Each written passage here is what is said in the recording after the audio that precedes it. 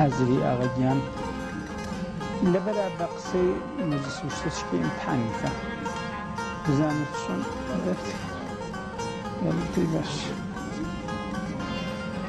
بسم الله الرحمن الرحیم. هاوڵاتی خۆشەویستەکانم سەلام عەلەیکوم.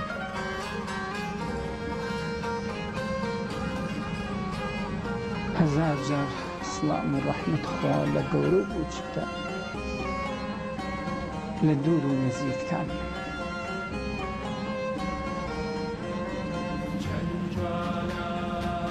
هەواڵم زانی کە لە فرەجێ کۆدەواریە بەبوونیەوە کە خەوەریان پێیا کردووە من لە زیندان مەرەخەس بووم لە دەورێک چۆنەوە بووم مەجلیس و شتێکیان کردایە هەر بەدڵ تەشەککوتان لێ یەکەم و بە باوەڕ و عەقیدەوە ئێژم کە هیچ لایق مەحەبەتی لە ئێوە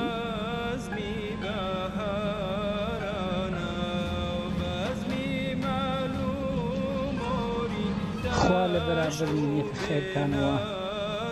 جەزاتان بە هەزار بەرابەر خێرە دنیا و قیامەت بۆ خۆتان و تەواو خۆشەویستیتان خەڵات بکات.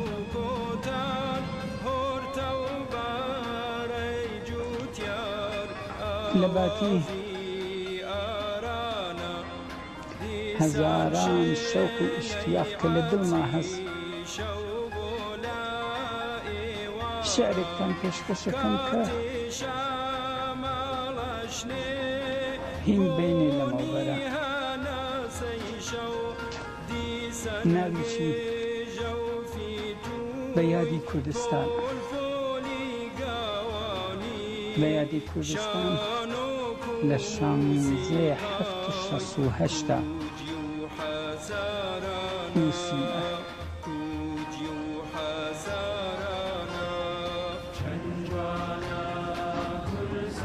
مبالغەی شیعری و شتێکی تیان نییە ئەگەر دقت بکەن تۆتیاون هیچ مبالغە نییە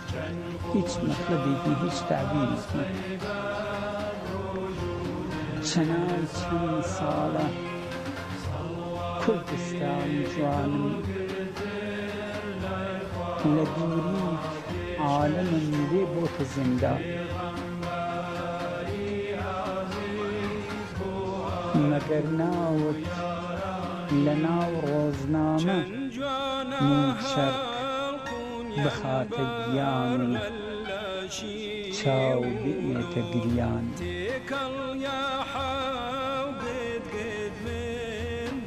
وڵاتی خۆشەویستی یا خدا قەت شەڕی زۆرکار و خێڕی لێت نەکاکار. خدای ئەو خەڵکە خۆت و ڕۆڵەکانت بپارێزێ لە خێڵ و داوی بەدکار.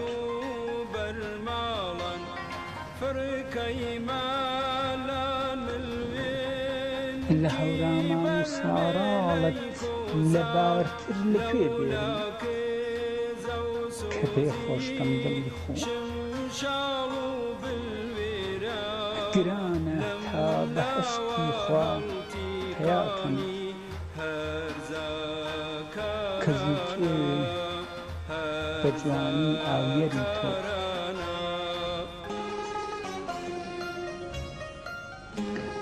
لە دڵ تاران و دەورەی ناگرێ جێی سنە و مەسناو و گریاشان و قارت. بەڵێ ڕاستە شەمێران خۆشە ئەمما هەمووی بانی بستێ دەیمەزارت. هەم کەوتە سەر ئاشتی ئاسمان لە تەک عەرزان نەبەندی لە جێی هەناسەی مەرگ گەروتی باپیرە گەورەن بە ئازادیش ببن میوان تاران. میوانی دڵم ئێژێ قەزای بەردێکی سەخناخ لەسەر تاقواری هاران و شمێران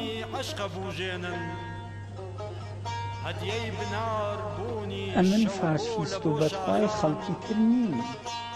مبارەک بێ لە هەر کەس نیشتمانی بەڵام بۆ من هەموو ئێران بە مڵکی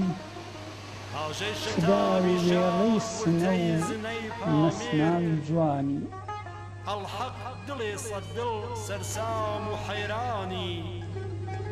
تا هەرچەند ئەو سەیرانگا خۆشکە لە سنە وەک جاران نەماوە گشتی بووسە دیوار ڕەقوتەق و چۆسە ئاسمانە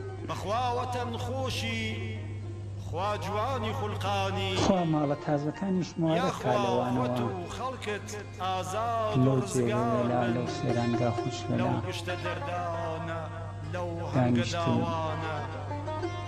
وە لێ لای کەمیوەسەکە تکا ئەکەم لە هاوشاریەلم لە تەواو هاوەتەنوێلم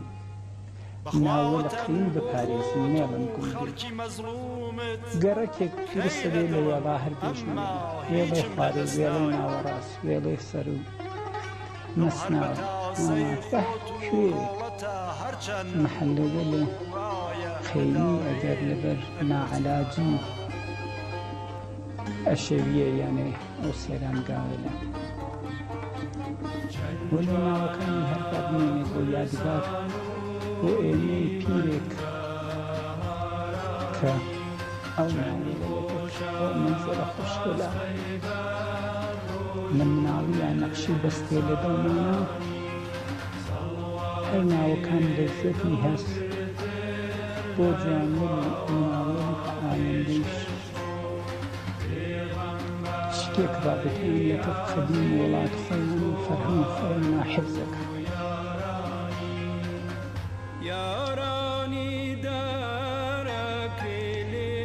وەتەن ئەڵحەق بەهشتی ڕووی زەمین گەلێک داخی بەجێبوون زۆر هەزارە زەلامی پاییزی ئامانیەت بۆ دڵی ژاکاوی دووری بای بەهارە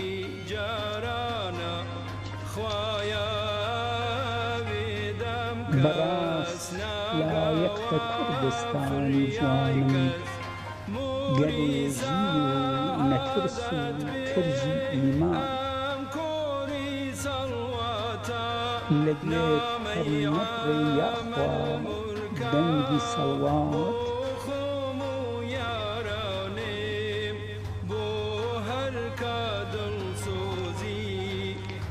لەگوێک هەرمەڕێ